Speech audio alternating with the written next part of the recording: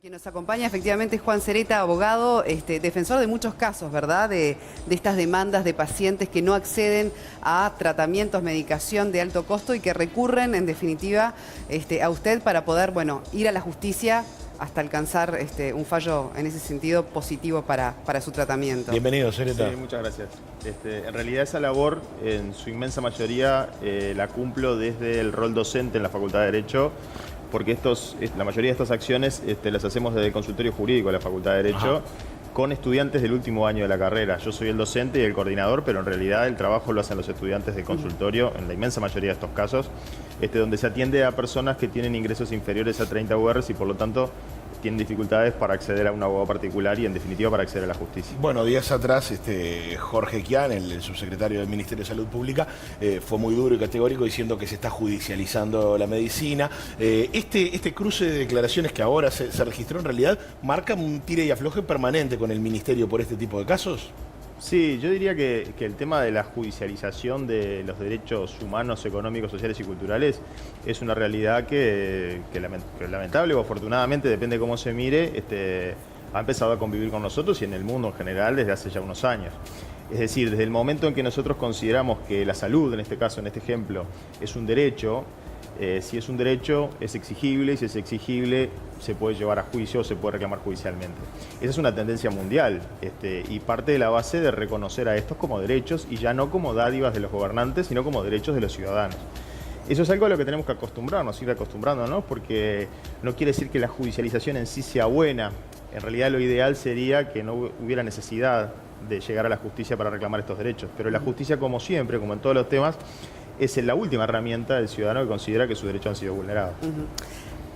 Para entender un poco mejor también toda la situación desde los dos lugares, ¿no? Porque, por otro lado, lo bueno es que el Uruguay cuenta con un Fondo Nacional de Recursos para costear medicamentos de alto costo, algo que no necesariamente existe en todas partes del mundo, ¿no? Eso en primer lugar.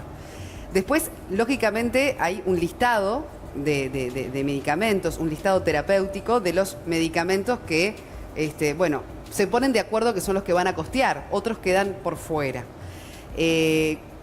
¿Cómo es la situación, en definitiva, de ir a la justicia cuando un medicamento no está incorporado en ese listado y el argumento es no está científicamente comprobado su efectividad, o se ha tenido que priorizar y bueno, estos han quedado afuera, es decir, se sabe que todos no se pueden costear? Bueno, hay varias cosas ahí en tu pregunta que son interesantes. Una, y la de fondo, que sería interesante en algún día discutirla o debatirla, es si cuando hablamos de derechos fundamentales, los presupuestos se construyen para garantizarlos o se van a garantizar en función de un presupuesto preestablecido. O sea, esa es una cuestión básica que habría que discutir cuando hablamos de derechos fundamentales. Porque si no, un día podemos llegar a la conclusión de que no vamos a hacer elecciones porque son muy caras. O sea que ese tema de fondo me parece que es interesantísimo discutirlo. Respecto a la evidencia científica, eso es falso.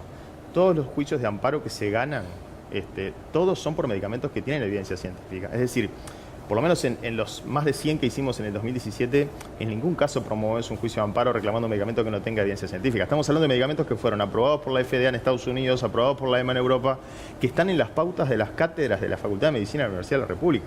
Nadie hace un juicio de amparo y si lo hace por un medicamento que googleó o que no tiene idea o que es una prueba, va a perder el juicio. La evidencia científica es clave y cuando se dice que la cuestión es la evidencia científica, eso no es así. No hay ningún juicio que sea sin evidencia científica. ¿Y sobre el tema de priorizar unos sobre otros? Bueno, sobre el tema de priorizar unos y otros, creo que también es interesante dar otra discusión que tiene que ver con los criterios de priorización, porque los criterios de priorización hoy son elaborar una lista taxativa, elaborar una lista donde yo financio hasta esto y después cuando no me da más la plata no agrego más cosas.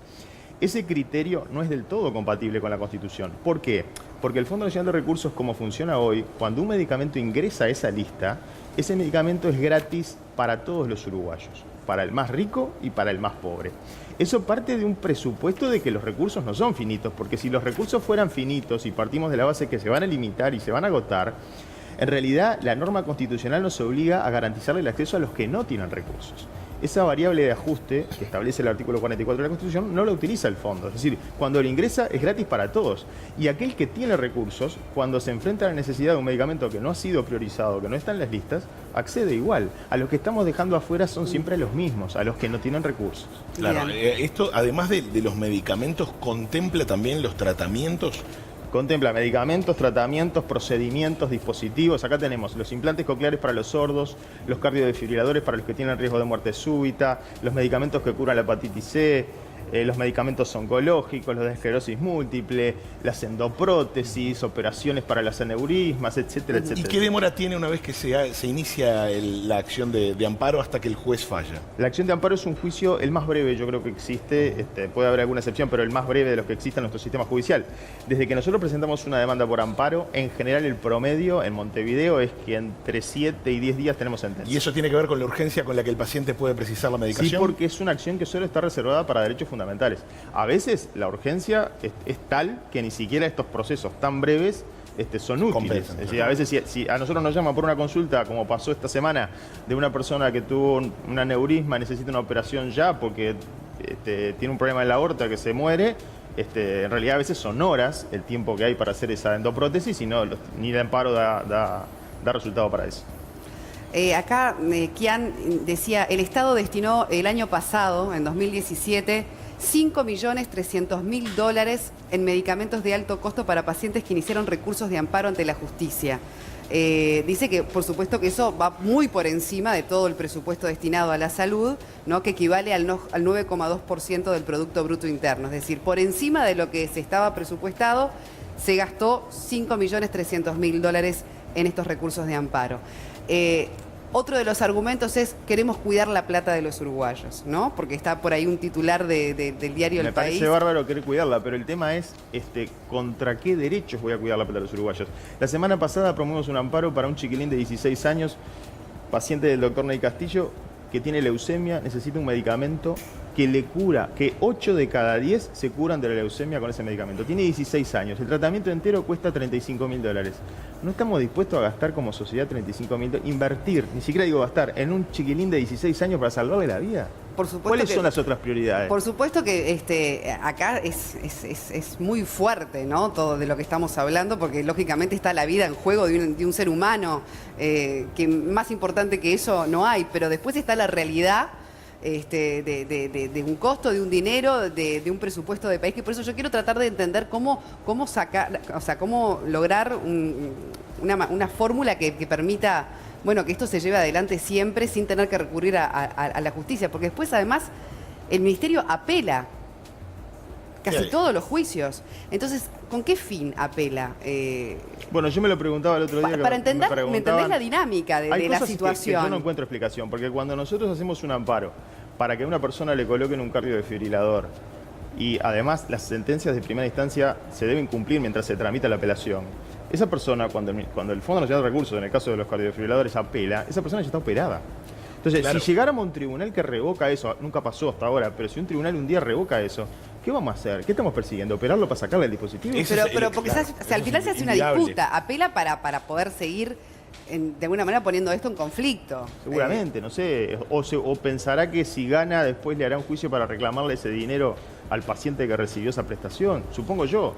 Yo mencionaba recién el tema de la actualización y Sereta lo mencionaba al pasar, porque evidentemente también hay casos en donde el Fondo Nacional de Recursos no hace lugar a algunos pedidos porque el medicamento no está en su base de datos como autorizado para los Esa es la usuarios. defensa de siempre. La defensa del fondo es: yo no lo doy porque no está en la lista de procedimientos, dispositivos o medicamentos que tengo que dar. ¿Cómo puede ser con la información, digamos, circulando de forma tan rápida, inmediata y transversal que no se pueda contar con esa autorización? ¿Es algo burocrático, entonces? No, es que el fondo no analiza situaciones particulares en general. Si bien no lo tiene prohibido, el fondo tiene una lista de cobertura y si tu petición no entra dentro de la lista de esa cobertura, no te lo da. Pero, por ejemplo, una vez que se solicita un medicamento a través de una acción de amparo, ya después ese medicamento no puede ingresar, por ejemplo, a la lista de medicamentos. No, porque fondo. la acción de amparo está buena la pregunta, tiene solo efecto para el caso concreto, o sea, solo para ese paciente que ganó el juicio obtiene. O sea, no queda disponible para ningún otro paciente. No. Eso también es bueno, pero eso complejo. tiene que ver con el funcionamiento de nuestras instituciones, porque justamente lo que se trata de evitar con eso es que el Poder Judicial sustituya el rol del Poder Ejecutivo, en este caso del Ministerio de Salud Pública o del Fondo Nacional de Recursos. El Poder Judicial constata una injusticia, la violación de una norma o de un derecho y resuelve esa situación puntual. No puede ordenarle al Fondo Nacional de Recursos que incluya un medicamento en su listado de cobertura. Bueno, también el ministro Basso decía, de 10 medicamentos que se presentan en el mercado, 2 o 3 presentan evidencia científica. Pero eso puede ser. Yo lo que digo es, los que hacemos juicio, nosotros tenemos un convenio con el Centro de Información de Medicamentos de la Cátedra de Farmacología del Hospital de Clínica, la Facultad de Medicina. Les pedimos información a ellos. Cuando reclamamos medicamentos, todos están avalados por las cátedras. Quiere decir que si yo hago un juicio para reclamar un medicamento oncológico, como hace Crítica, ese medicamento está dentro de lo que los profesores le recomiendan a los que están estudiando la especialidad de oncología y le dicen, mire, cuando usted se enfrenta a esta situación, tiene que indicar esto. Eso es lo que pedimos. No pedimos, y además, obviamente que ya están autorizados hace tiempo en Estados Unidos, en Europa, en el resto de los países. Sereta, para entender, ¿es la gente la que se acerca a usted a la facultad en casos puntuales? ¿Ustedes van a buscar esos pacientes que se encuentran en una situación compleja? ¿Cómo es? Me encanta la pregunta, porque tenemos para las dos cosas. La mayoría de estos casos se tramitan a través del consultorio, que es un lugar que atiende a demanda de la población. Quiere decir que hay una ventanilla donde la gente va. En el caso de prestaciones no cubiertas de salud, nosotros atendemos todos los jueves a partir de las 19 horas en la Facultad de Derecho, 18 de julio y 18-24, gente que tenga ingresos inferiores a 30 URs. Ahí la gente va a la ventanilla, se atiende con nosotros y nos plantea su problema, estudiamos el caso, si realmente se puede hacer un amparo o no se puede hacer. Pero también la facultad tiene otra asignatura que ya no es el consultorio, que tiene otro nombre, que se llama Clínica de Litigio Estratégico, donde ahí con estudiantes también, ahí elegimos nosotros los casos, ahí buscamos casos que tengan alguna repercusión, que incidan en la realidad jurídica del país. Pero los amparos en general los hacemos por consultas de los pacientes. En la clínica hemos hecho algunas acciones de amparo también, pero no por medicamentos. Hemos hecho por los presos desnutridos del CONCAR, hemos hecho ahora un habeas corpus por los analfabetos también del CONCAR, otro tipo de acciones por medio ambiente, pero son dos mecanismos diferentes. En uno, en la clínica elegimos nosotros los casos y en el consultorio va la gente. Sereta, no, yo vuelvo a la pregunta del tema de los fondos, ¿verdad?, que hay disponibles. Después, cómo esos fondos se sobrepasan con los juicios perdidos, ¿no? Pero a lo que voy es, ¿puede esto poner en riesgo de alguna manera que exista un Fondo Nacional de Recursos y después, por ejemplo, como en el 2017 ocurrió, se gastaron más de 5 millones de dólares por la pérdida de esos juicios? Dos cosas. Porque me entiende, digo, para ir entendiendo cómo podemos zanjar esta situación que evidentemente genera un problema importante. Para mí, 5 millones de dólares en el presupuesto nacional no me parece una cifra demasiado significativa. Es más, 9.1, como dice Kian, del PBI es muchísimo, más que 5 millones de dólares. O sea, ahí es poco en términos relativos al presupuesto.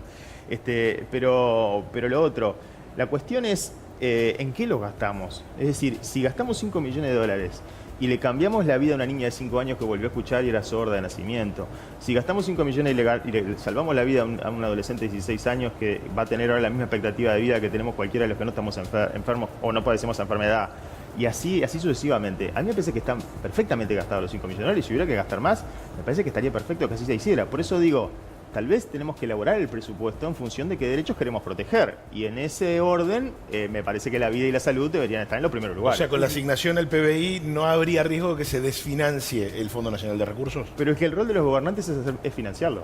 Es decir, yo no puedo crear impuestos. Los que pueden crear impuestos son los gobernantes. Los gobernantes tienen que decir, bueno, nuestra prioridad va a ser proteger estos derechos y ahí hay que respetar un orden que está en la Constitución. ¿Cómo los voy a proteger? Mediante estas herramientas. Yo coincido que el Fondo Nacional de Recursos es una herramienta preciosa que tiene el Uruguay y que tenemos que cuidarla. Ahora, cuidarla también significa utilizarla bien. Si yo parto de la base de que los recursos no alcanzan, tengo que utilizar variables de ajuste donde no esté financiándole gratis un medicamento que es carísimo a alguien que tiene un patrimonio de 5.000 millones de dólares. ¿Cuánto, por ejemplo, te ha pasado de ver el costo de un medicamento, no en un caso concreto, por ejemplo? Porque estamos hablando además de costos de medicamentos que uno no puede creer, ¿no? Que son realmente imposibles para cualquier bolsillo, digo. Hay de todo. Hemos hecho amparos por medicamentos de 25.000 pesos por mes, que para una persona en una situación puede ser tan inaccesible como 10.000 dólares. Hay otros que tienen costos notoriamente exacerbados, donde uno se da cuenta, y yo en eso coincido con Kian, de que la industria farmacéutica en algunas cosas demuestra un interés de lucro notoriamente exacerbado. Ahora, ¿quién debe hacerle frente a ese interés exacerbado de la industria? Y los gobernantes. No pueden ser ni los familiares, ni los pacientes, ni los pacientes, para ni los abuelos entender pacientes. También un poco, a veces, lógicamente, todos los medicamentos de alto costo también se compran, por ejemplo, con convenios dentro del Mercosur para poder tener un descuento, para poder...